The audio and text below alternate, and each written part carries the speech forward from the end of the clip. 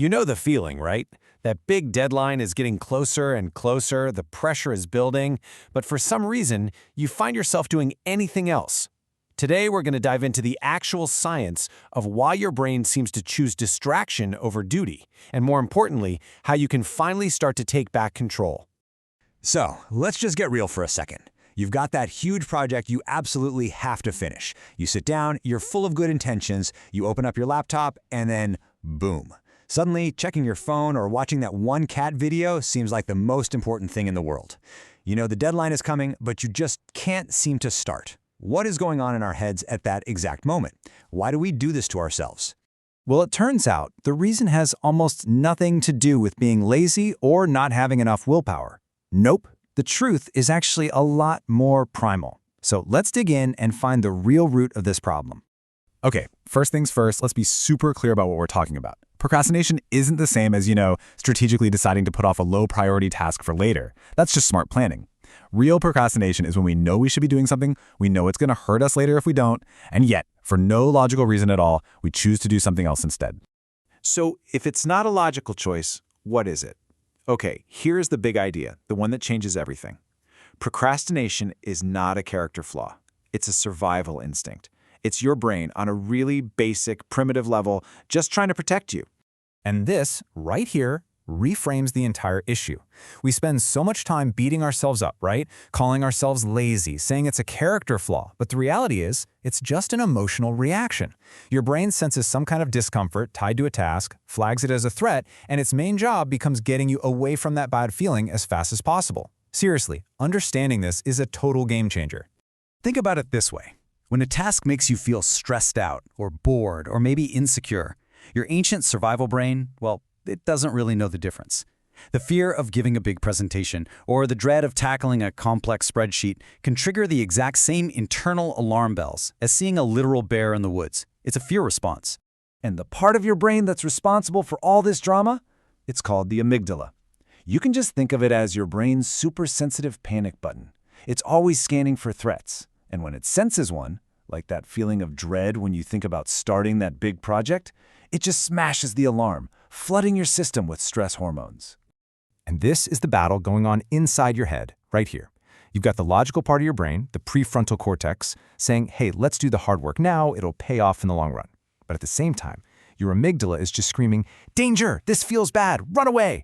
And it pushes you toward that easy distraction, scrolling on your phone, watching TV, for that instant hit of relief. Your brain is literally choosing short-term comfort over long-term growth. So what are these so-called threats that our brain is reacting to? Well, it's anything that triggers these negative feelings. That feeling of dread, that feeling of incompetence when you just don't know where to start, that deep down insecurity or fear of failure, or just the sheer overwhelm of a giant project.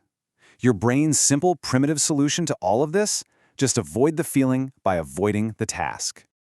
Okay, so that's the why. We're not lazy, we're just wired to avoid discomfort, which is great to know, right? But how do we actually stop doing it? Let's switch gears and get into the practical side of things. It's time to build our anti-procrastination toolkit. Now, these strategies are so powerful because they work with your brain's wiring, not against it. The 5-minute rule, it totally tricks your amygdala. It makes the threat of starting seem so tiny it's not even worth worrying about. Breaking a huge task down into small pieces, like just read 2 pages, gets rid of that sense of overwhelm. Making distractions harder to get to, well, that makes the easy escape route a lot more work. And rewarding yourself, that starts to literally rewire your brain, teaching it that, hey, completing this task actually leads to pleasure, not pain. Tools are fantastic, they really are. But for long-term, lasting change, we also have to deal with the underlying thoughts that fuel this whole cycle in the first place. So now, it's time to rewire our mindset. Now this next part is going to sound completely backwards, but stick with me. Our first instinct when we procrastinate is to be harder on ourselves, right? I need more discipline. But here's the thing. All that does is pile on more stress and shame, which makes the task feel even more threatening to your brain. It actually makes the problem worse. The kicker is, studies show that people who practice self-forgiveness after they procrastinate are actually less likely to do it again in the future. And this ties directly into how you see yourself. Every single time you say, "Ugh, I'm so lazy," you're reinforcing that identity, and your brain will subconsciously try to live up to it. So you have to change the story. You have to start telling yourself, I am someone who takes action. You might not believe it at first, and that's okay. But your identity isn't set in stone. It's a choice you make, and eventually your actions will start to follow that new choice. All right, so with these tools and this new mindset, let's bring it all home with one final powerful idea that really ties everything together. This is probably the biggest myth we all fall for. We sit around waiting to feel motivated before we start doing something. But we have it completely backwards. Motivation doesn't create action. Action creates motivation. You know that little spark you get after you've finally started and you're making some progress? That is motivation. It comes after you start, never before. So the goal is never to feel ready. The goal is simply to begin.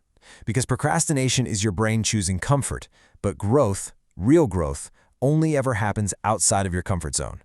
So I'll leave you with this question. What is the smallest possible step you can take right now